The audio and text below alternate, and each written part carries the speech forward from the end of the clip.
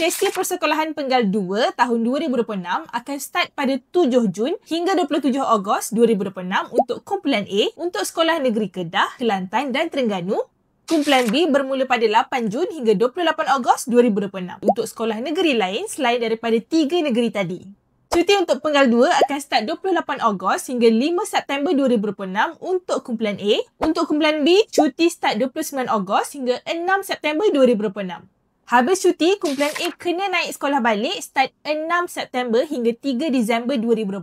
Manakala kumpulan B start 7 September hingga 4 Disember 2026. Last kali yang dinanti-nantikan semua, cuti akhir tahun. Kumpulan A akan cuti start 4 hingga 31 Disember 2026.